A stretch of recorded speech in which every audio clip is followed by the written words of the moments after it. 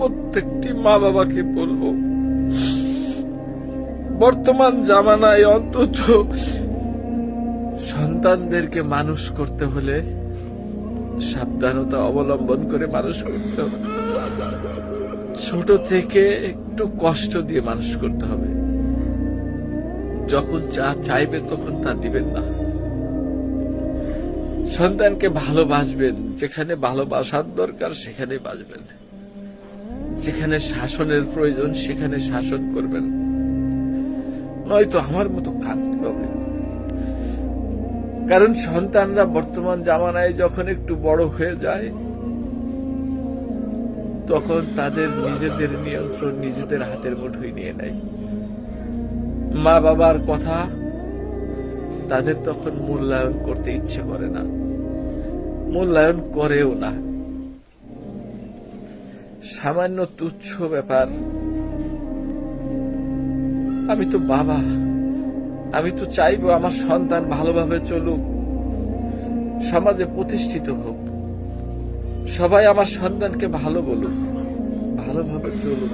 এটা তো প্রত্যেকটি বাবা মাই চাই, আমিও চাই।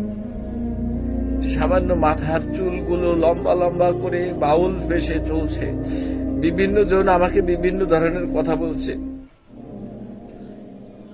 সন্তানকে পায়ে ধরে বলেছিলাম তোমার চুলগুলো কেটে ফেলো, সে মানেনি। বাধ্য হয়ে একটু কঠোর হতে গিয়েছিলাম যে হয় তুমি আমার বাসায় থাকবা, নয়তো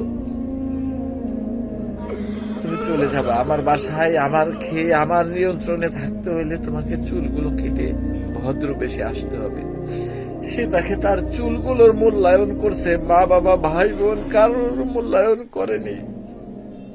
আপনারাই বলুন, সেই সন্তানের কি আর আশা করা যায়? এই সন্তানকে আদৌ আমাদের দেখবে বা কখনো আমাদের মূল্যায়ন করবে? প্রত্যেকটি মা বাবার কাছে আমার এই প্রশ্ন। কেউ আমার মতো কষ্ট এভাবে দিবেন না। সন্তানকে মানুষ করার সময় অন্তত ছোট থেকেই একটু একটু কষ্ট শিখাবেন।